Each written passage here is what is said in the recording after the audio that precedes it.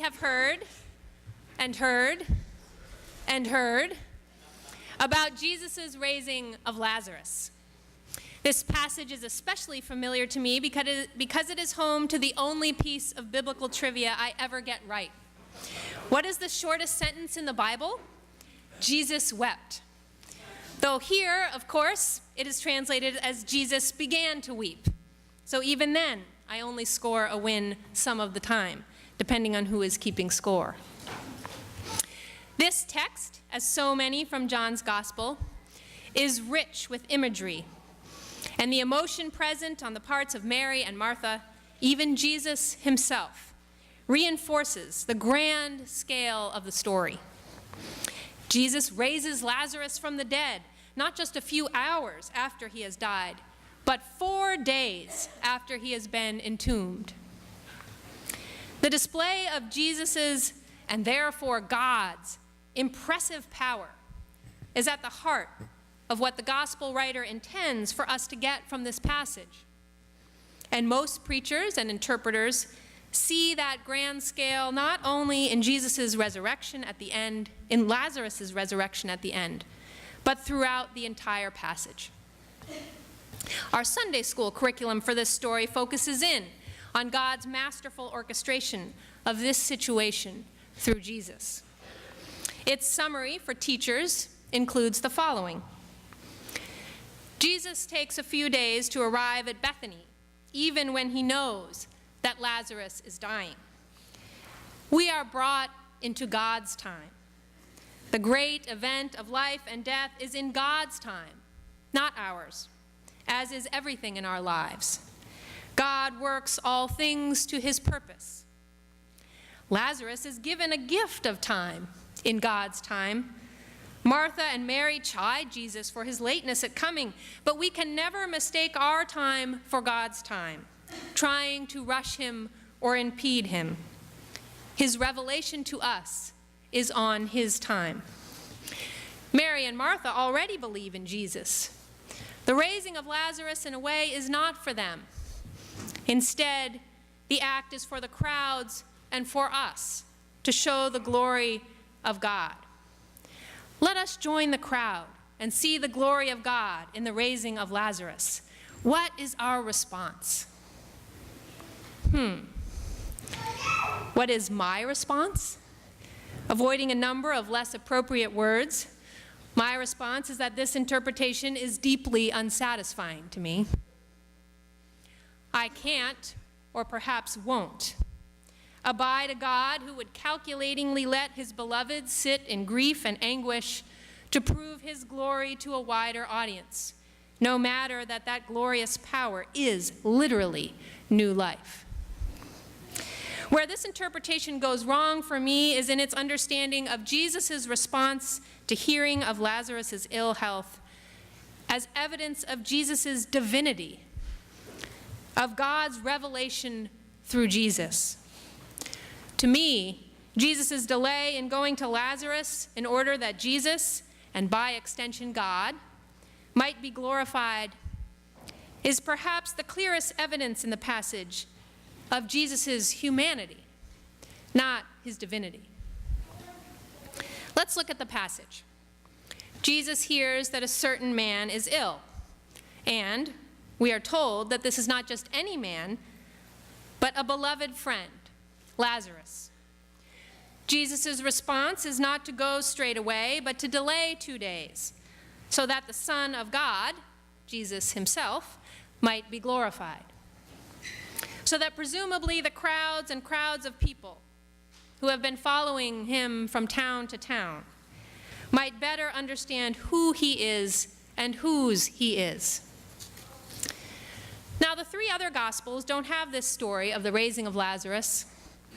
Their resurrection story is about a man named Jairus, whose daughter was ill.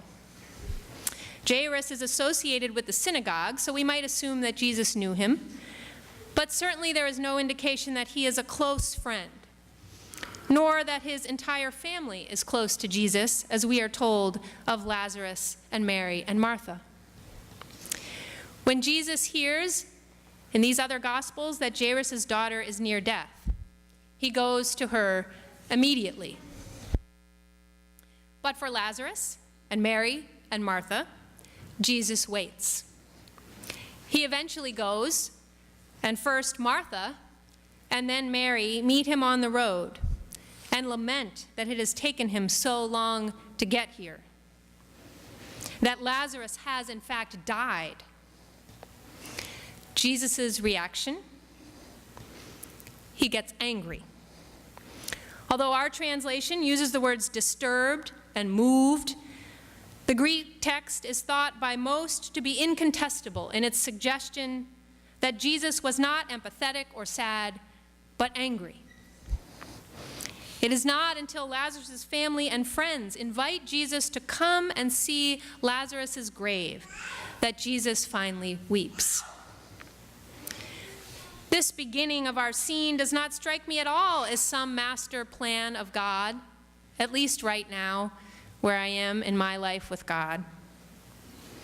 This scene is as common to being human as are Jesus' flesh and blood.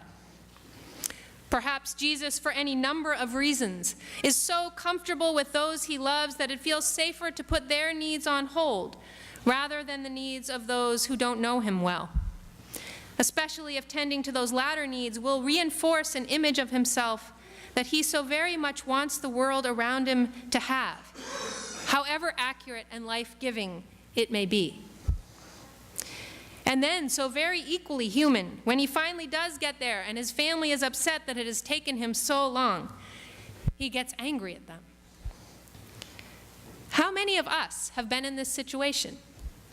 How many times have we stayed long at the office or not been able to say no to helping someone we don't even know all that well in order to be seen as the hero, and then to come home to a spouse or child asking us what took so long? And then we get angry. We lament that if our loved ones really understood us and our work, or if they really understood just how much the other person needed us, they wouldn't be upset.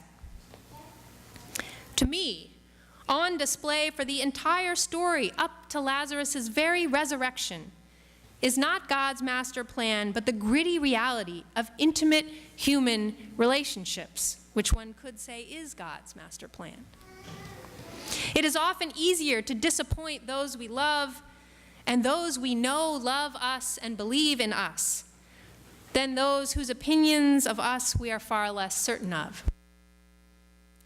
It is also often the hardest, and I know this from personal experience, to watch someone we love in the throes of death, whether that be actual physical death or some more metaphorical death. And so, more often than we'd like, we just can't make it there until 4 days later.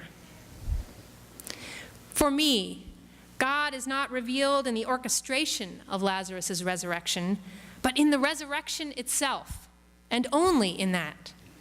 Because really, who knows what might have happened if Jesus had gone immediately and Lazarus had lived instead of died?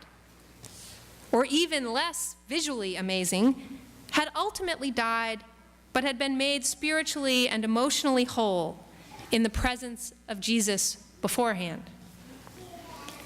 A far more understated scene for sure, but the transforming power of God's presence would likely have been just as powerful to those involved. The splendor of new life, of resurrection, whether metaphorical or literal, when measured in the currency of grace, always has a wow factor and an inspiring ripple effect that I can attest to. Those folks who had observed this would have talked about it, and eventually it would have made it around. For me, what is revealed of God in this story is that God is committed to healing us wherever God finds us on our journey. No matter the messiness of our intimacy, of our vulnerability, or perhaps precisely because of it, God is able to bring forth new life, even if we have delayed or have just not been able to face it. Even if we, or those we love have hit rock bottom, or are 4 days past rock bottom, God is always waiting with the invitation to come out. May we always trust that it is so. Amen.